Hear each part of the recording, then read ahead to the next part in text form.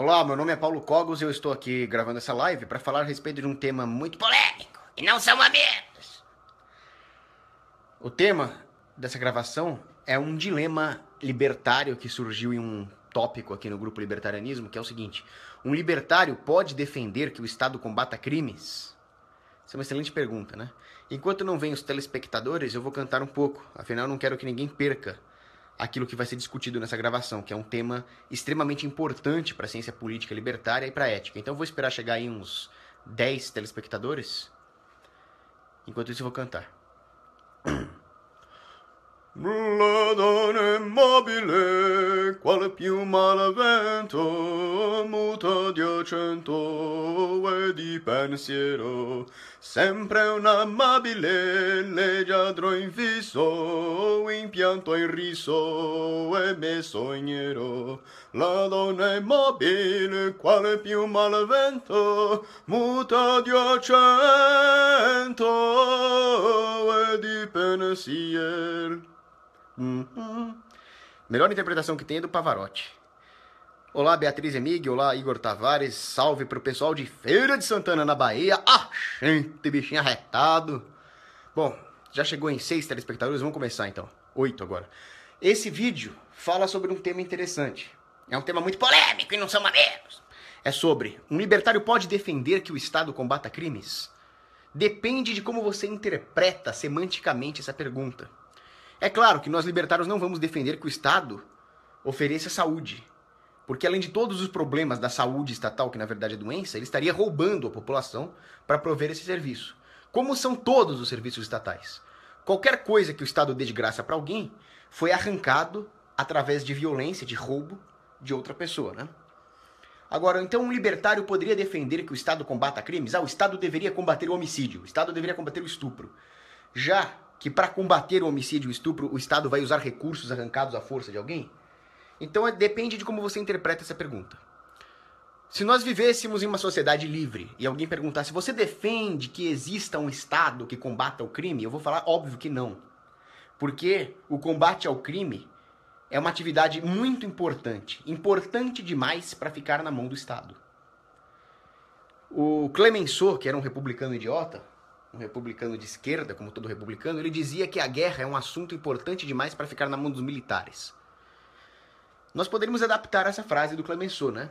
A defesa e a segurança são assuntos importantes demais para ficar na mão de políticos. Então, obviamente, não deveria existir um Estado, e, portanto, a resposta é simples. Um libertário pode defender que exista um Estado para combater o crime? Não, não pode. Por outro lado, nós vivemos em um mundo onde existe o Estado. O Estado já nos roubou, o Estado já pegou nossos impostos, o Estado já falsificou a nossa moeda. E ele se arvora em monopolista das instituições legislatórias, das instituições judiciárias e das instituições de repressão ao crime.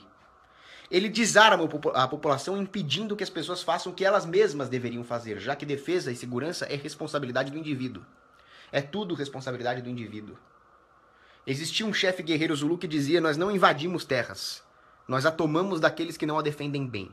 Por mais filha da mãe e psicopata que esse guerreiro seja, e se não me engano era o Chaka, ele tá certo. É de responsabilidade do indivíduo se defender. Não que você tenha direito de agredir alguém que não saiba se defender. Mas justamente o indivíduo precisa pensar na própria defesa. Ou, se ele delegar essa responsabilidade a alguém, ele está delegando a sua própria liberdade. Isso não pode acontecer. Por outro lado, aquele que tem capacidade de se defender, ele deve procurar defender os outros também. O pecado original político da humanidade foi não ter defendido as pessoas que não queriam ser subjugadas por um clã. Ou seja, foi ter subjugado alguém à força. Esse primeiro pecado moral da humanidade é a origem do Estado. Quando você subjuga alguém, agindo de forma imoral, e quando você se omite em proteger, agindo de forma anticaridosa, você está abrindo o precedente para que surja um Estado. Então, o livre mercado, ele não é mais livre a partir do momento em que você desconsidera o direito natural de um único indivíduo, deixando de fazer justiça. O mercado não deixa de ser livre quando existe o socialismo, quando existe o Estado. É quando você comete o primeiro pecado moral ali, certo? Partindo desse pressuposto, já que o Estado existe hoje, nós devemos ter em mente que o Estado é um crime E que além do Estado existem outros crimes que são cometidos por agentes particulares. Os crimes comuns. Nós nunca podemos permitir isso, porque da mesma forma que o Estado surgiu quando nós permitimos que um indivíduo inocente fosse injustiçado, a expansão do Estado se dá quando nós permitimos que indivíduos inocentes continuem sendo injustiçados. O grande ponto aqui é que nós não podemos fazer uma distinção total entre o crime cometido por um agente particular e o crime cometido pelo Estado. Justamente, o Estado sobrevive da ideia errada de que ele é alguma coisa supra-humana, de que ele é alguma coisa além do próprio ser humano que está lá.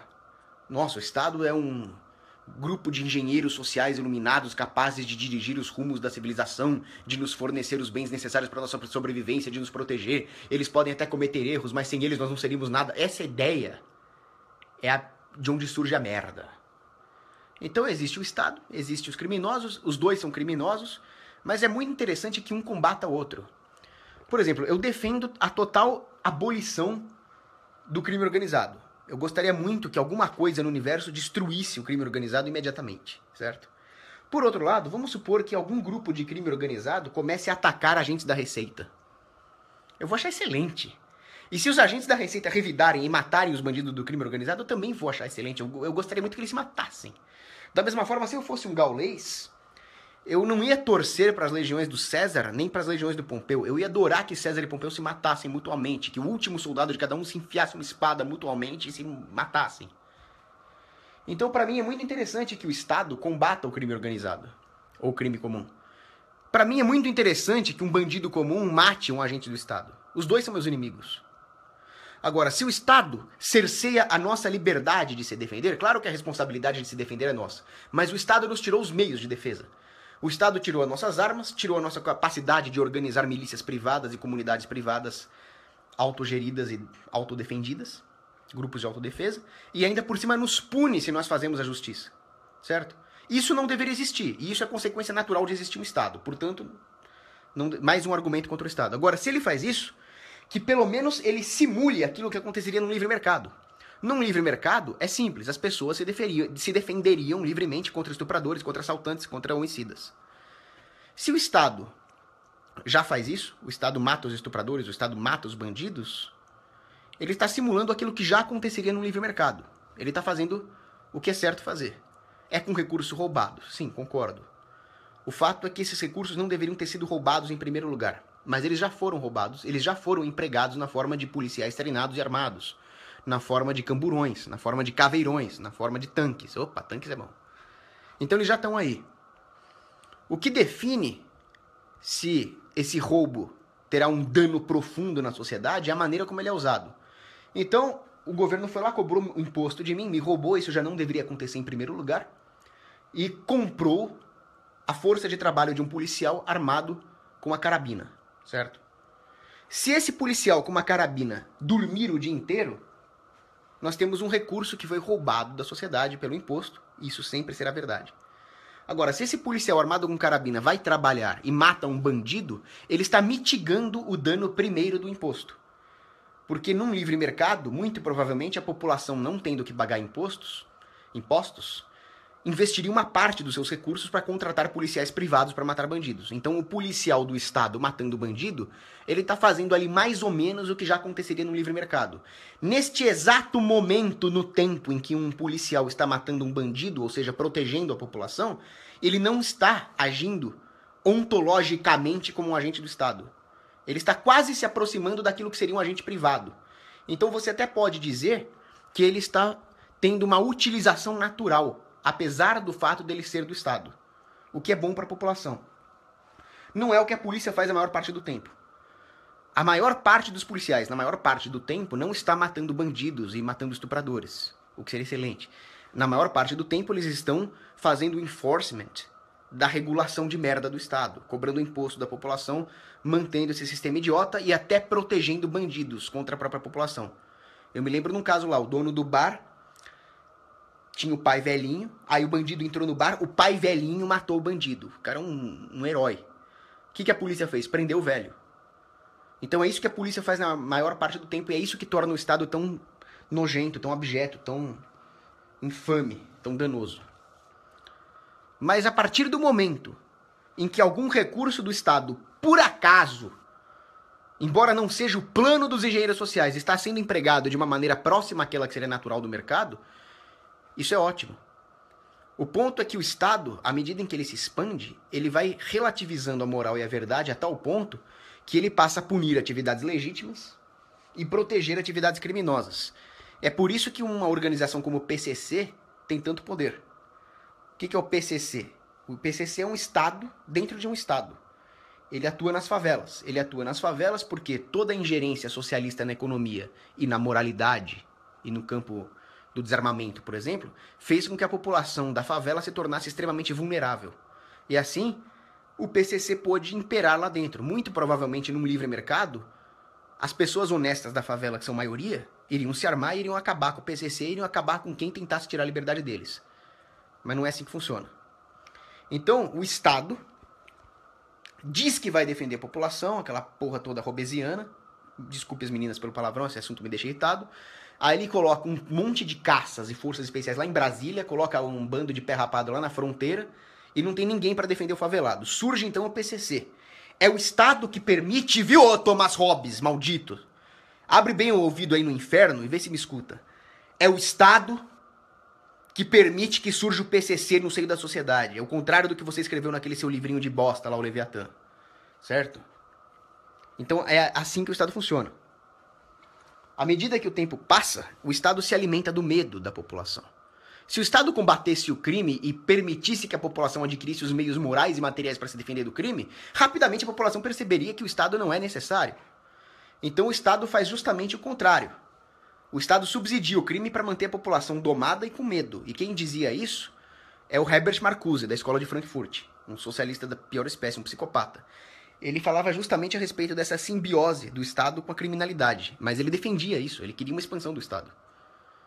É claro que o Estado não pode chegar aqui hoje e falar, pessoal, o nosso plano aqui é legalizar aborto, legalizar o estupro, legalizar tudo e tirar as armas de vocês, pra vocês virarem nossos escravos, sabe como é? Se o Estado falar isso, ele vai revelar o plano. Você não revela o plano pro inimigo, e a população é inimiga do Estado, né? Não sabe, mas é. Então é claro que o Estado não vai falar isso, ele vai aos poucos relativizando as coisas. Ele vai aos poucos tirando o direito do cidadão defender a sua casa e aos poucos protegendo os bandidos, dando maioridade penal, acabando com a pena de morte. Então, aos poucos, o Estado vai fazendo aquilo que é da natureza do Estado fazer, vulnerabilizando a população. Justamente o reverso dessa tese de Marcuse seria exigir que, já que o Estado está aí, agora você faz o favor aí de matar os bandidos. Você faz o favor de acabar com o estuprador, com o assassino, com o sequestrador, manda matar. Mas aí que está o problema para o Estado. A partir do momento em que a população enxerga a necessidade de combater os malfeitores, os bandidos, ela está imbuída de um senso moral tal que permita esse posicionamento. Esse senso moral da população de se proteger contra os malfeitores, uma hora vai fazer com que o povo acorde e fale, pera, mas o Estado também é um malfeitor. Esse rigor que nós temos com os bandidos nós devemos usar contra o Estado também. É aí que o Estado se ferra e a população é liberta. Por isso que o Estado procura fazer justamente o contrário. Ele procura fazer com que a população defenda os seus algozes, pegue leve com os seus algozes e concentre toda a sua energia repressora em atividades legítimas, atividades empresariais e assim por diante. Por isso que exigir a punição dura dos criminosos não só permite que nós tenhamos aí um alívio para respirar, para produzir, para investir, como também é o começo de uma reação contra o maior dos malfeitores, que é o Estado. Então, se esse for o sentido da pergunta, sim, um libertário deve exigir que o Estado faça a repressão do crime. Se já tem um hospital público, não era para ter hospital público, mas já que tem e o doente está lá internado, ele tem que ser cuidado da melhor maneira possível. Como? Se vira, cara. Não vem me roubar, não vem me cobrar imposto, mas agora cuida, né? Você já me roubou, você já fez a merda, agora mata os bandidos. Essa é a minha posição aqui, resumindo. Claro que é um assunto complexo, mas eu espero que eu tenha me feito entender. Agora deixa eu ver se tem alguma pergunta relevante aí nos comentários. Aí. Beatriz Emig disse que o The Voice é pequeno pra mim. Você, além de muito bonita, você é muito gentil. Um beijo pra Beatriz. Felipe Martins fala que eu não sou libertário. Bom, depende do que você chama de libertário. Se você falar que libertário é o cara absolutista do PNA, eu não sou. Mas eu sou a favor de abolir o Estado hoje. Então, eu sou mais libertário do que aquele vermezinho, aquele bicho de goiaba do Van Hatten, né? Aquele socialista maldito. Se ele estiver me ouvindo aqui, ó. Por Van Hatten. Jean Freitas, grande abraço. Wesley, boa noite. Bruno Lucas Aral faz uma pergunta interessante aqui. Um libertário pode ser funcionário público? Seria uma coisa moral ou imoral? Depende. Você imagina, por exemplo, um professor de escola austríaca na rede pública. Ele pega o que é dele de volta, que é o salário que o Estado já roubou dele, certo? E ensina escola austríaca para os alunos. Isso é excelente, não tem nada de errado com isso. O cara é médico da rede pública. É um recurso mal alocado, mas não é nada imoral. Agora, o cara é policial, só que o cara é da divisão anti-sequestro. Ele mata sequestrador, belo e moral. Agora, o cara é da narcóticos, o cara é agente da Receita, o cara é auditor da Receita, o cara é banqueiro central. Aí o cara tá trabalhando com a atividade fim criminosa do Estado de esmagar a população. Aí esse cara tem que morrer, cara. O cara desse deslibertário tem que morrer, certo? Então depende da natureza da atividade. É aquilo que eu falei. O cara nominalmente é um funcionário público. Agora, a atividade que ele faz é ontologicamente privada, professor de escola austríaca, policial que mata sequestrador, ou é neutra, sei lá, o cara é faxineiro do whatever, tá pegando o dinheiro dele de volta, né? Ou ele é ontologicamente estatal mesmo, ele é um agente da Receita, ele tem que tomar bala na cara. Cristiane Leite, eu não sei se o comentário foi irônico, mas ela falou que eu sou gatinho. Bom, obrigado. Acredito que numa sociedade de livre mercado o PCC iria virar uma empresa de segurança, disse Matheus Moreira. Eu não acho. Eu não acho, porque o PCC, primeiro que ele não tem caráter pra isso. As pessoas que compõem o PCC são um bando de filhos da puta, da pior espécie. Eles seriam esmagados por empresas éticas, porque as pessoas iriam exigir, demandar no mercado empresas de segurança éticas, né? Não é como os Pinkerton. Os Pinkerton eram uma empresa de filhos da puta também. Totalmente diferente do PCC, outro tipo de criminoso, mas os Pinkerton surgiram justamente num ambiente de corporativismo, não no livre mercado. E eles também não virariam uma empresa de segurança, porque num livre mercado de verdade, eles tendo que concorrer com pessoas realmente especializadas no combate ao crime, eles não teriam o know-how para isso, a expertise para isso. O PCC é bom em outras coisas. O PCC é especialmente bom em articular lobby político. Ele é bom em cobrar taxa de gato lá da população pobre. Ele é bom em achacar o pobre coitado do trabalhador que quer comprar um botijão de gás. Agora, eu quero ver se ele é bom para enfrentar comandos fuzileiros navais privados. Não ia.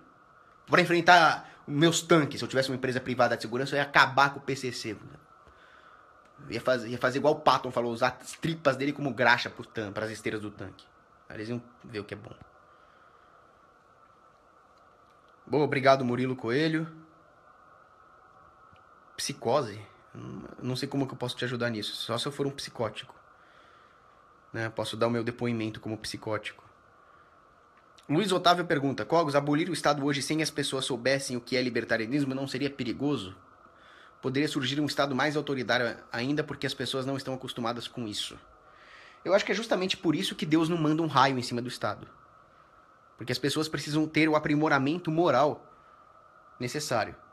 Agora, você dizer que nós não temos que abolir o crime que é o Estado é justamente o grande perigo.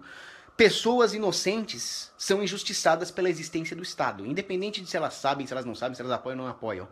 Enquanto nós colocarmos barreiras à justiça moral, nós estamos caindo na armadilha do demônio político.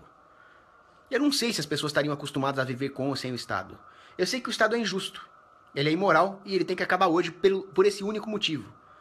Quando você coloca uma barreira em relação a isso, você está fazendo o jogo do Estado.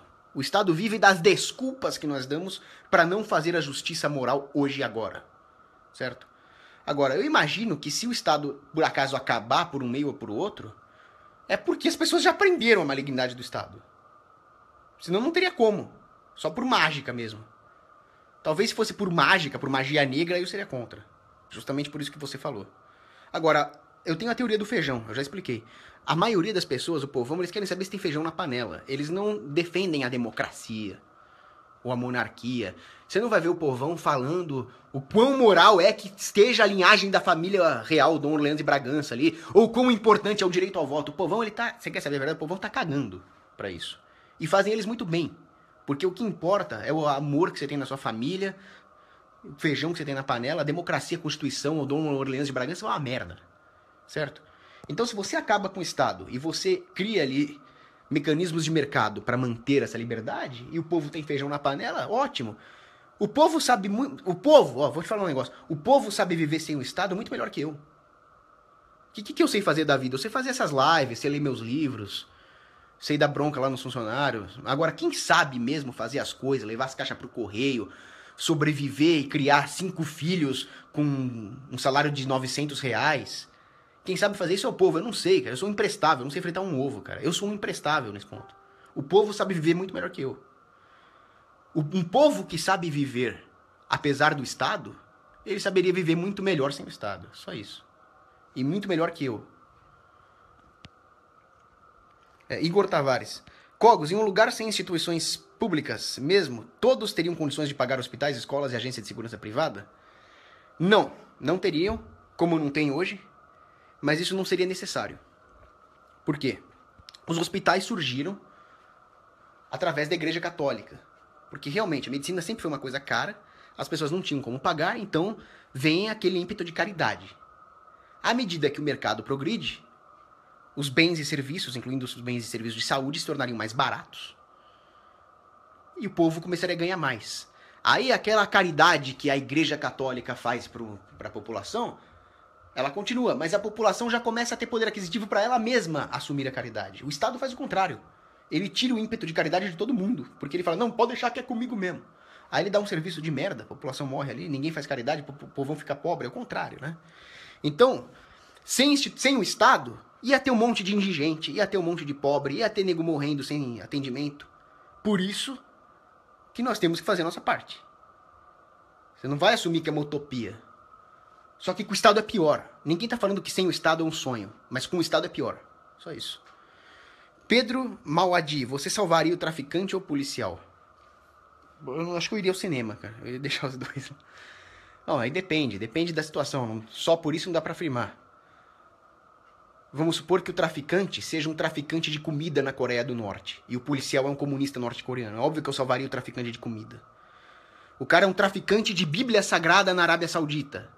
E o policial é um daqueles maometanos de merda lá. Claro que eu salvaria o traficante de bíblias. Agora, pode ser um traficante de droga, vai. O Marcus Archer tá ferido e o policial indonésio tá ferido. É claro que eu salvaria o Marcus Archer. Agora, o traficante é um cara lá do Comando Vermelho que é estuprador e assassino. E o policial é um cara que foi matar o traficante porque ele cometeu um estupro e um assassinato. Aí eu salvaria o policial. Né? Não dá pra...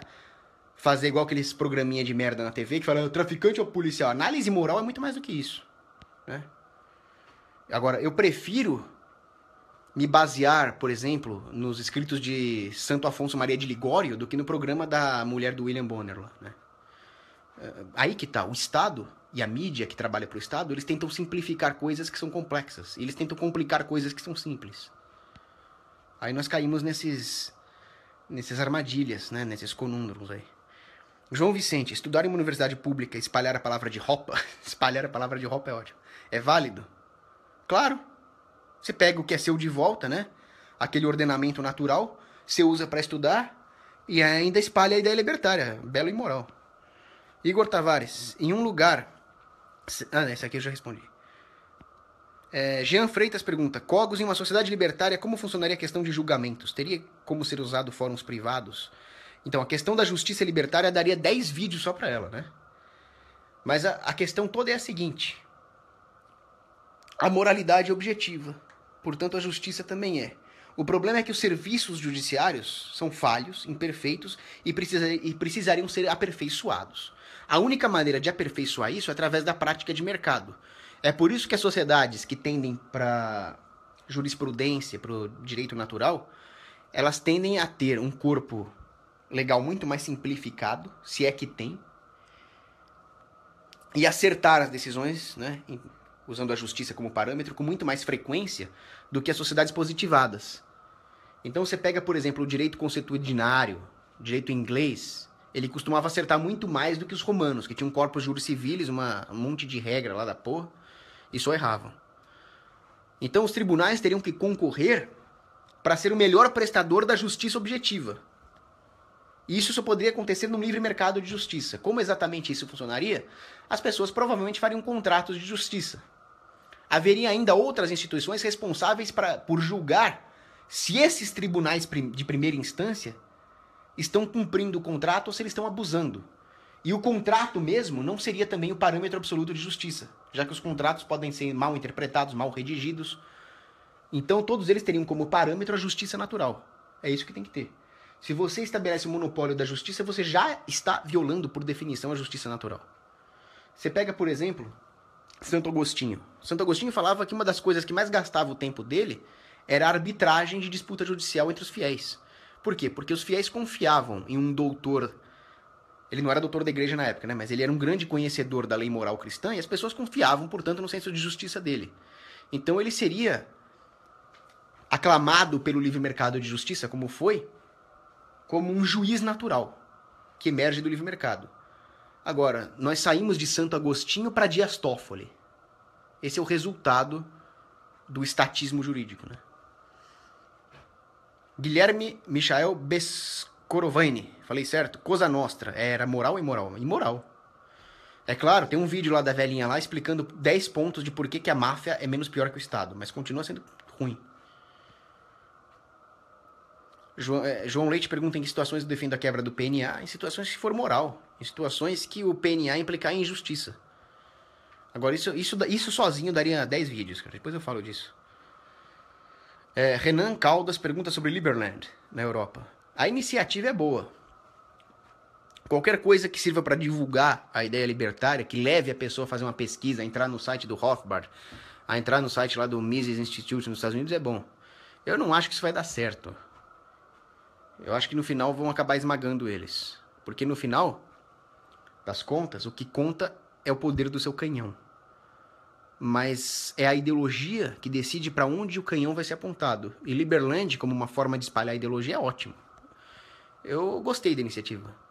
E se, por acaso, e eu acho que vai acontecer, eles forem esmagados no futuro, isso pode ser encarado, de certa forma, como um martírio. E o martírio é bom, né? No próprio cristianismo, dizem que o sangue dos mártires irriga o solo que faz nascer novos fiéis. Vamos ver. Vamos rezar por Liberland, né? Renato Campos pergunta qual é o estilo musical que eu gosto. Não é um vídeo pessoal, né? Mas tá bom, eu gosto de sertanejo, modão, clássica, canto gregoriano, muita coisa, música local, típica. Liana Oliveira, comente sobre o argumento utilitário de que justnaturalismo não tem sustentação racional. Qual é a sustentação racional do utilitarismo? É mera opinião. No utilitarismo você vai maximizar algum fator, certo? Agora, por que o fator que você, utilitarista, escolheu é o melhor? Discorra sobre isso racionalmente. O utilitarista nunca vai conseguir provar que o que ele está defendendo é mais do que uma mera opinião. Se ele usar a ferramenta da razão, ele vai cair nessa armadilha. A opinião de um utilitarista é pura opinião, é isso mesmo, o próprio nome já diz. E outra, cada pessoa tem os seus parâmetros do que deveria ser maximizado. Como é que você vai chegar num consenso em relação a isso? Você vai ter um socialismo moral. O utilitarismo é isso, é um socialismo moral. Que você vai ter um bandão de gente discutindo, não, eu acho que isso deveria ser maximizado, não, eu acho que deveria ser aquilo. Claro que cada um vai puxar a sardinha pro seu lado. No final ninguém vai chegar a nenhuma conclusão e nós estamos, por definição, na lei do mais forte, na lei da selva. O justnaturalismo não. O justnaturalismo define uma deontologia moral a ser seguida. Se as pessoas vão seguir ou não é outro problema. Mas você já não está mais na lei da selva. Pelo menos no campo teorético. No campo prático, realmente, é o canhão que vai definir, né? Mas pelo menos você tem uma ideologia moral. É por isso que, no final das contas, as pessoas precisam seguir uma moralidade. Não seguir a moralidade, você já está na lei da selva. E a moralidade implica necessariamente em pensar altruisticamente no próximo. Se você está pensando só em si próprio, você já caiu no utilitarismo de novo. Você caiu numa autoexortação ali. Numa autoexortação moral que é utilitária por definição. Então a Ayn Rand já morreu aí. A Ayn Rand é uma bruxa. que eu já respondi.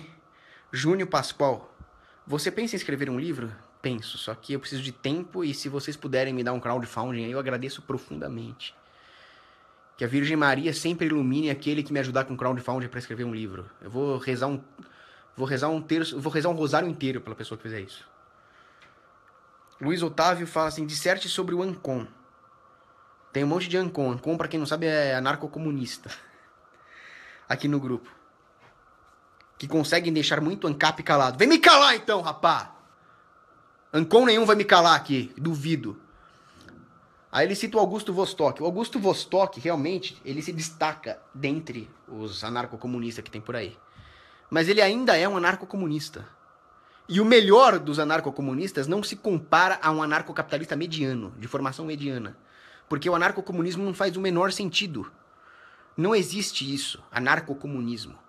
Se você está falando em comunismo, você está falando na violação das hierarquias naturais. E o próprio nome diz natural.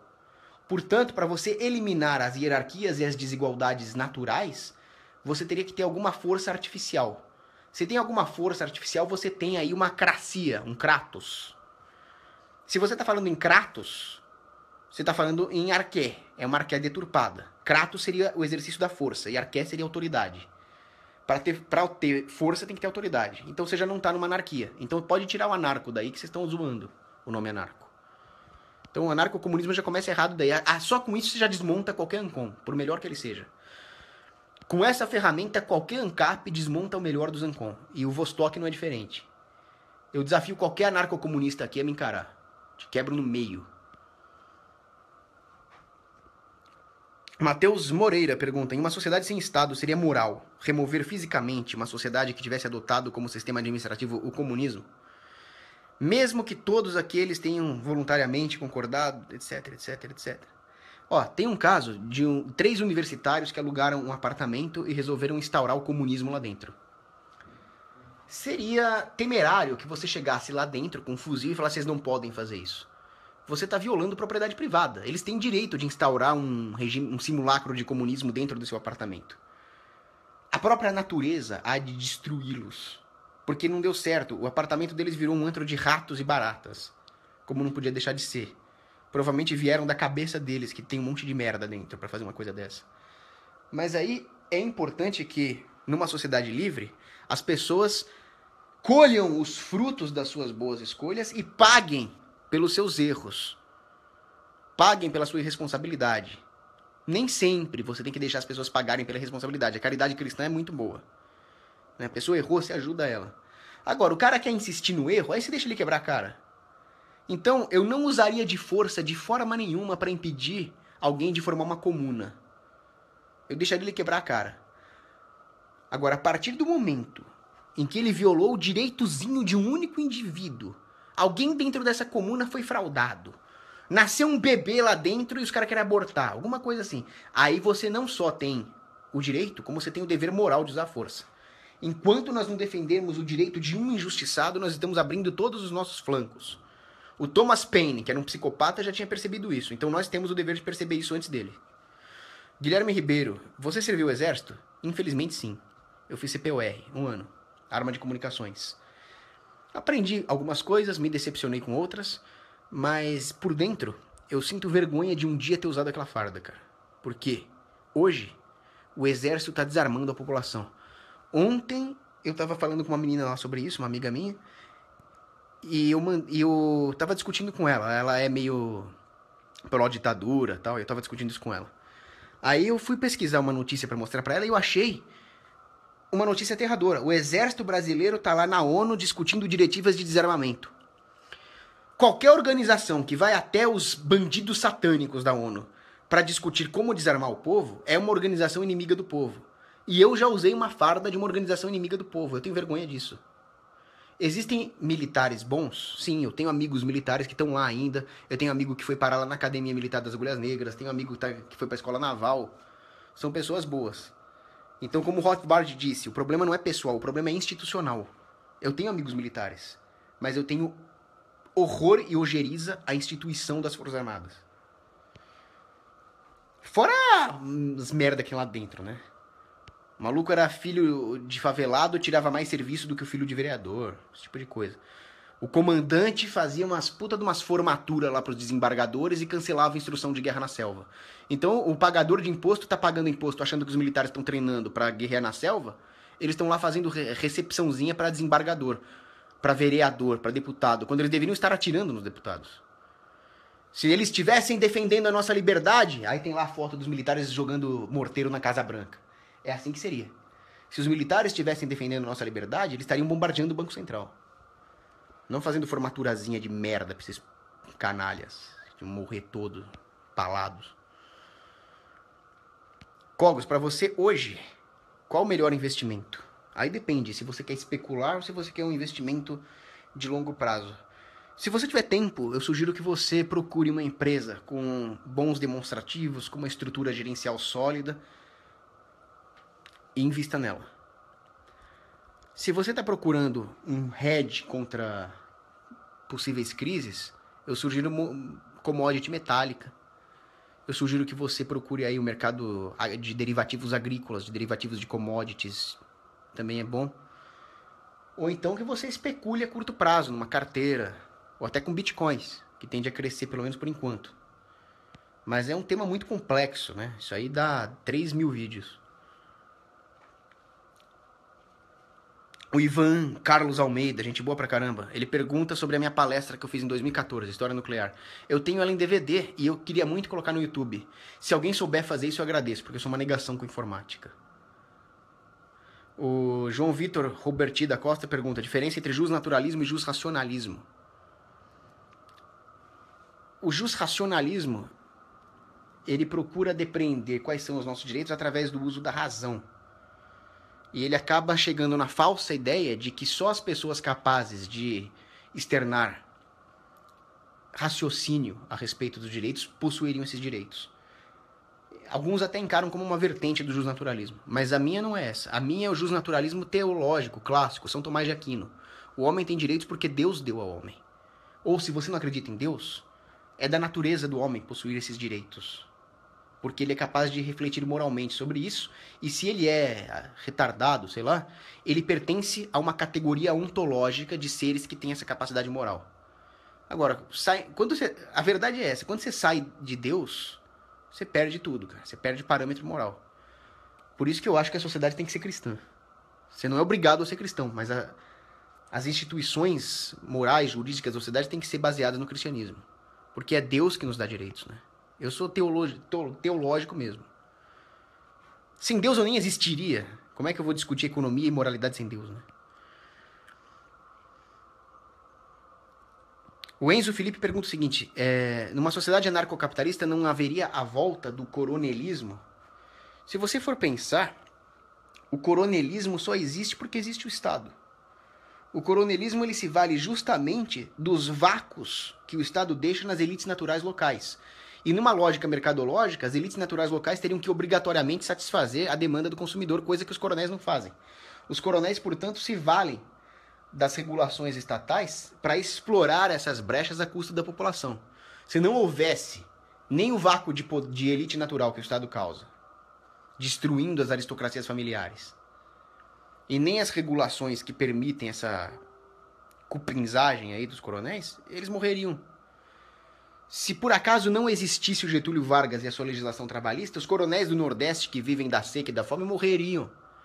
Porque ia chover investimento ali no Nordeste, querendo a mão de obra barata. Os coronéis iam ser esmagados.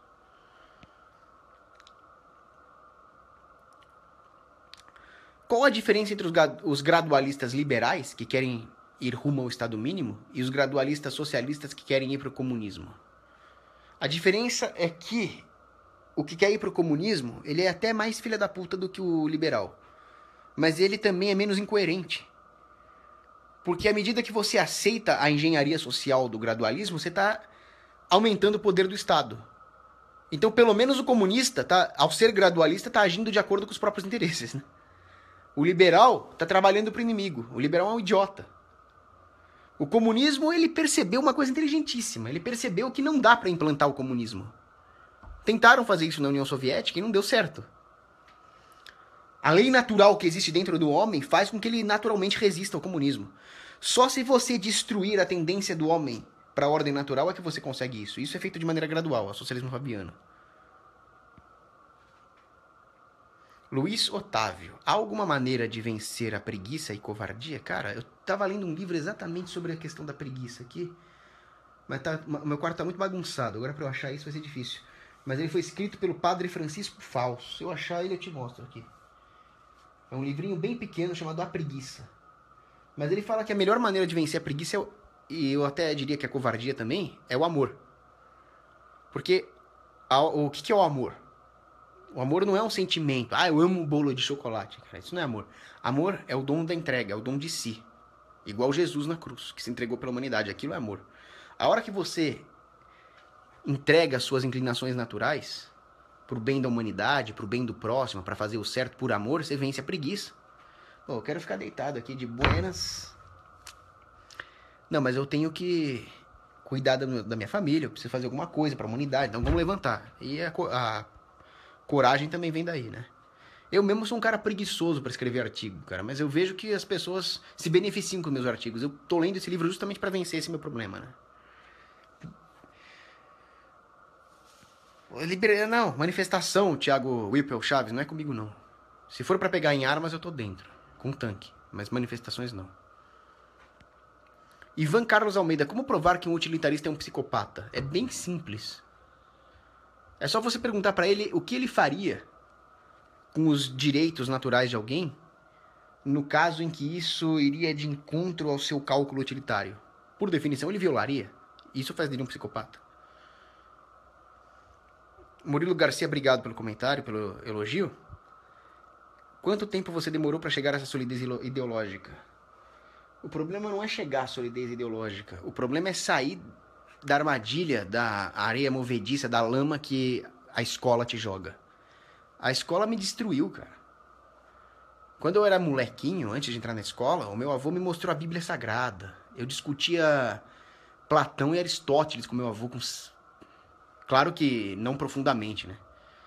Mas eu discutia moralidade com ele, discutia a Bíblia com ele. Eu era monarquista, micromonarquista.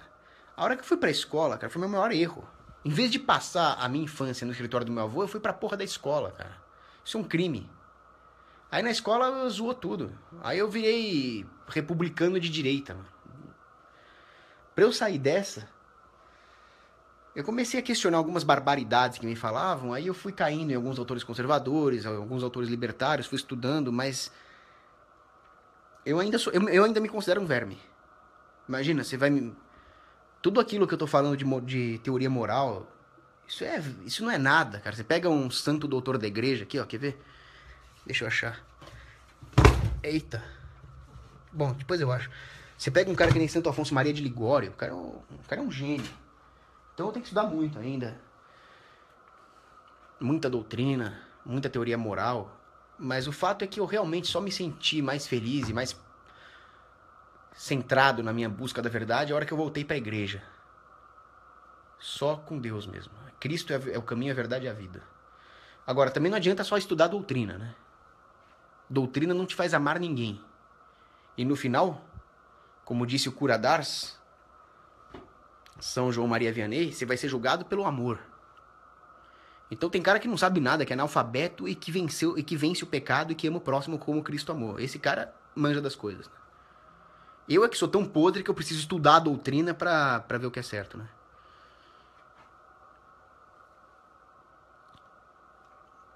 Olha só, Bruno Sluzala, como sempre, faz uma excelente pergunta aqui. Bonita homenagem ao Chapecoense. Fale sobre a feminilização do homem eurocêntrico e o caos a longo prazo que isso está causando. O Pondé falava isso. No final vai sobrar o cafajeste, o bonzinho, o garotinho bonzinho e o afeminado. Por quê? Porque a própria lógica do Estado combate as virtudes viris. As virtudes viris são extremamente necessárias para uma civilização, da mesma forma que as virtudes femininas são necessárias para uma civilização. Mas a resistência das pequenas comunidades repousa no fio do machado do homem viril. É ele que protege a família. É ele que combate o inimigo. É ele que questiona o Estado. Exemplo de homem viril, vir justus, São José. É claro, a criatura mais perfeita de todas é a Virgem Maria, que deu à luz a Jesus, etc. Mas quem é que guiava a Sagrada Família na fuga para o Egito? Quem é que trabalhava na carpintaria? Era São José. Esse é o exemplo da virtude que protegeu a Sagrada Família contra tudo e contra todos, contra Herodes. O Estado não quer que a família se proteja. O Estado não quer que a família seja autossuficiente. O Estado quer a escravização de todos. Então a primeira coisa que ele tem que combater é as virtudes viris. Então ele procura divulgar que as virtudes viris são erradas, que o homem tem que ser afeminado. Isso é um absurdo. Isso é a destruição da sociedade. E a mulher, ela quer procurar um homem que vai protegê-la. Isso é biológico, tá? Isso é biologia evolutiva. A partir do momento em que esse homem viril e justo morre, e aí fica aquele bando de cicloativista de sapatênis com aquelas garrafinhas vegano, vai a merda, cara. Aí a mulher feministona europeia, ela fala que é assim mesmo que ela quer. Não, é assim mesmo que eu quero. Só que não é isso que ela quer. Ela tá testando o homem. E o homem tá falhando no teste. Então ela vai procurar a coisa mais próxima de uma virtude viril que ela puder encontrar.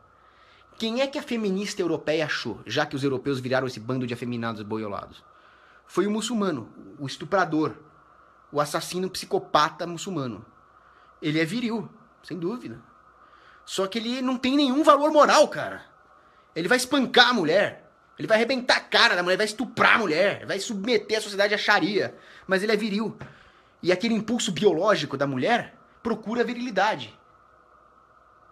Agora, o cara que tem algum valor ali é um afeminado? É um carinha bonzinho? Não dá. É isso que está acontecendo com a Europa. E isso está acontecendo desde a tenra idade, na educação. O moleque que tá lá, quer brincar de luta, quer brincar de espada, quer brincar de tiro. Aí chega a filha da puta da professora e fala, não pode brincar de tiro. Você tem que brincar de casinha com as suas amigas. Brincar de casinha é a puta que te pariu, sua vadia. E aí vem o Estado e proíbe arma de brinquedo, cara. Eu tenho umas relíquias bárbaras aqui nas minhas gavetas. Eu tenho metralhadoras de brinquedo de quando eu era moleque. Agora os moleques não brincam mais disso. Agora eu vejo moleque brincando de umas coisas com as meninas, cara. Não é isso. O moleque tem que brincar de tiro, o moleque tem que brincar de luta, o moleque tem que cultivar as virtudes viris desde pequeno e o Estado tá impedindo isso desde a escola. A escola é um açougue da inocência. A escola é a destruição de tudo. Escola, esta farsada, açougue da inocência, talhos de anjos, mais nada, dizia Guerra Junqueiro. Começa afeminando os moleque. Termina ensinando o moleque de 10 anos a botar camisinha. Pouca vergonha, pedófilas. Tinha que jogar uma bomba lá dentro. Nessa hora faz falta um cara do tipo do Anders Breivik. Não que eu apoie ele, né, mas... O método dele não é pra ser descartado, não. Cogos, em uma sociedade sem Estado, ANCAP, um assassinato acontece. E a suspeita é que tenha sido determinado o indivíduo e que o corpo está na propriedade dele. Como proceder? Ferindo o direito à propriedade privada e invadir? Sim, não tem outro jeito. Se por acaso ficar provada a inocência desse sujeito, sei lá, o corpo foi plantado, você indeniza ele. Agora, todos esses custos indenizatórios, etc., estariam previstos por contratos, ou então a pessoa moraria numa sociedade onde está previsto que uma polícia privada, uma autoridade legitimamente constituída, teria o direito de fazer investigações, e assim por diante. As seguradoras de segurança cobrariam mais barato de sociedades que houvesse esse tipo de contrato. Isso não seria um grande problema. Agora, se você suspeita que o cara cometeu um crime e o cara não quer deixar você investigar, o próprio fato do cara não querer deixar você investigar prova que ele é pelo menos suspeito. Aí você invade, cara. Se depois o cara for inocente, você indeniza ele. Faz parte aí dos custos. A seguradora da polícia pode pagar. Isso não é um problema. O problema é o Estado, que com mandado de segurança ele te confisca a casa. Igor Tavares, não entendi a sua pergunta. Comprar direito do agricultor. Ah, comprar direto do agricultor. São atos de resistência contra o Estado? Eu diria que quando as pessoas encontram arranjos econômicos capazes de driblar a burocracia estatal, de reduzir o número de intermediários, elas estão sim resistindo contra o Estado. Qualquer coisa, no final das contas, qualquer coisa que traga felicidade e prosperidade para qualquer pessoa inocente já é um ato de resistência contra o Estado. O Albert Camus falava, né? Torne a sua existência um ato de rebelião. Então, a partir do momento que você está fazendo um negócio com alguém sem depender do Estado, diminuindo a probabilidade de dar problema jurídico, diminuindo os custos de transação, você já está resistindo contra o Estado. O Estado é tão demoníaco que só o fato de você entrar em acordo com alguém e fazer um negócio honesto sem depender dele já é um tapa na cara dele. E fora o Estado, só tem uma outra criatura que eu conheço que se contorce de ódio quando as coisas correm bem. É o demônio. O que prova que o Estado é muito próximo do próprio demônio. Ele se contorce quando as coisas correm bem. É assustador, né, cara? O Goulart, José Felipe Goulart, nossa, tô cansado já. Qual a diferença entre você é a favor da liberação do aborto e você acha o aborto eticamente certo? Não, eu sou contra a prostituição e eu sou contra as drogas. Mas eu também sou contra proibir a prostituição e eu também sou contra proibir as drogas. Então eu sou contra moralmente. Agora o aborto é crime, o aborto é estupro. Eu não sou contra o estupro moralmente apenas, eu sou a favor de meter bala no estuprador.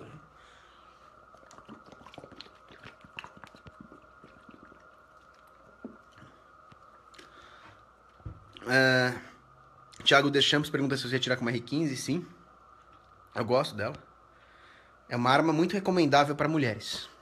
Porque é um fuzil leve e fácil de atirar, com pouco recuo, e toda mulher devia ter um. Pra atirar em saco de estuprador.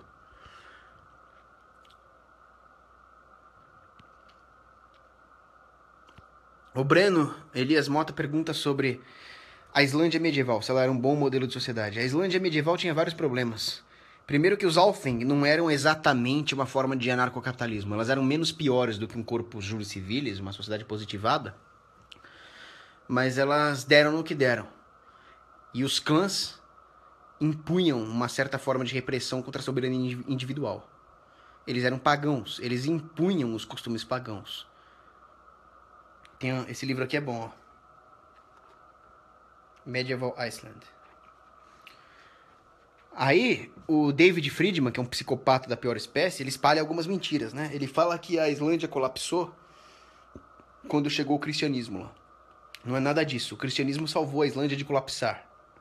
Porque ela já estava colapsando justamente por não ser um modelo bom de sociedade. Ela só era menos pior que uma democracia moderna. O cristianismo segurou as pontas ali. Depois eu entro em mais detalhes sobre isso. Obrigado, Guilherme Oliveira Barbosa. Gustavo Moraes perguntou: Olavo ou Pondé? Os dois têm os seus defeitos, mas pelo menos o Pondé não é um agente da CIA, né? Outra coisa que não me conforma, como é que o Olavo de Carvalho se diz cristão e astrólogo? Vai entender. Nossa, eu tô cansado. Deixa eu ver se tem mais alguma pergunta bem interessante aqui. Eu tô muito cansado, tem muita pergunta. Guarda aí, depois eu respondo. Grande abraço.